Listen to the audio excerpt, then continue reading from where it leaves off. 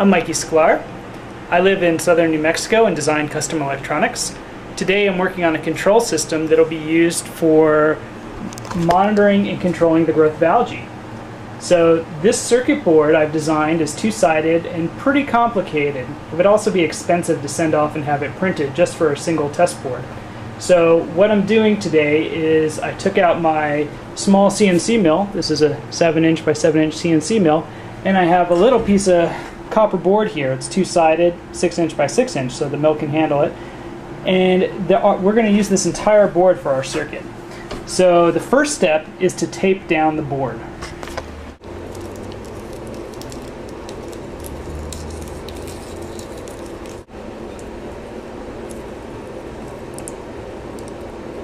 Okay, now our board is taped down. Now the point of this is just to tape it so that we can drill our reference pins, which will hold the board more securely and allow us to flip the board halfway through this process and etch the other side. This is a number 57 bit, which comes to about 42 mil diameter, and that's just the right size for these little pins I'm going to use. These are some sort of, I don't know, office style pin. The next step is to manually position the mill at 0, 0 for our axis. So I'm going to use the bottommost corner of the circuit board for 0, 0. Okay, we're just about at 0, 0 now. I'm just getting to the very tip of this board. In the Z-axis, what I do is I just drop the bit, let it lock in, and go ahead and lower the chuck just a bit, and then tighten it up manually. So, this is EMC2 on my Linux box. And all I need to do is tell it that we have our X at home, our Y is at home, 0, 0. Notice these values are changing, and our Z is at home.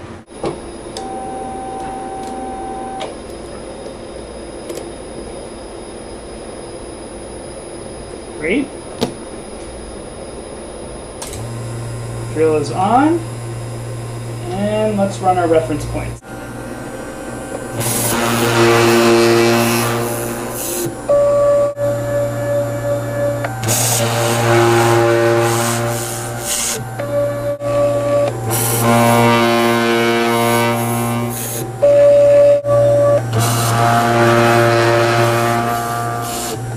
That is 4 reference points that we have in now.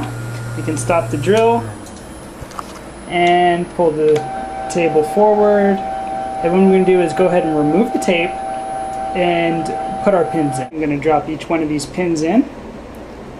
There's 1, 2, 3. Alright, the first thing you want to do after the reference points are in is take out the drill bit we had used to drill the reference points and put in the drill bit that we're going to be using for the circuit board pins for all the components that are going to be through hole. Now we will have to rehome the Z-axis from the center of the board. So what I'm doing is on the software side we're already at the 3 alignment, but I need to get there on the Y-axis too, so I'm just get both of these around 3, so we're roughly at the center of the board, which is a nice place to be. See here, it's about center, so we're going to go ahead and lower and get our Z-axis centered.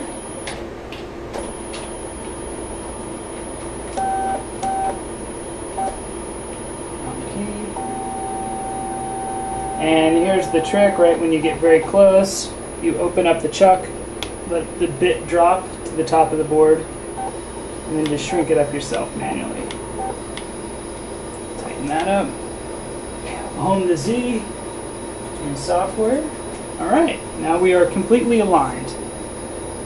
Okay, time for the fun part. We're going to drill a bunch of holes really fast.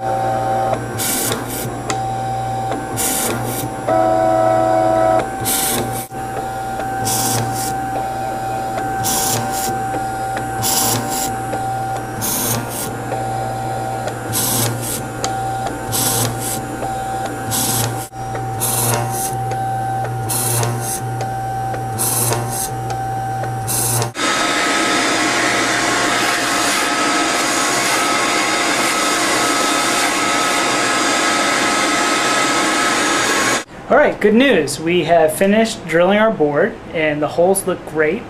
Let's go ahead and take a look. So you can see nice, even, probably about 300 holes here. Now the next step is to change out this bit that we use to drill for our pins and put in another carving bit. And we're going to do the same old trick where we drop the bit right at the bottom here. Let's do a little flop. Tighten up the chuck, hit the home button on the Z-axis, which we have done. Go ahead and lift up the chuck and tighten her up.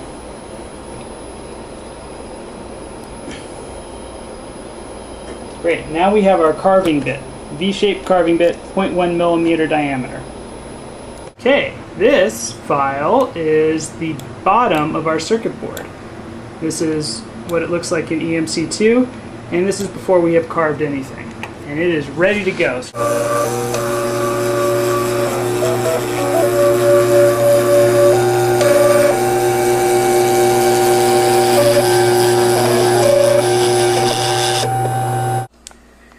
You can see we have some very clean traces here. I've done a quick conductivity test to make sure we didn't have any sort of shorts, and it tested cleanly, so looks like we got a good board. Over.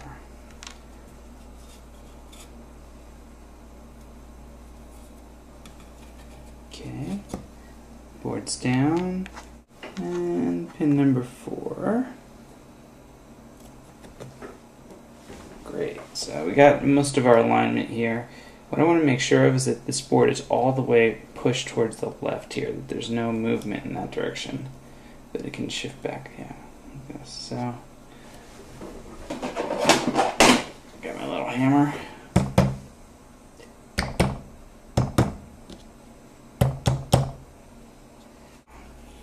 Now we are ready to load the front of the circuit board file.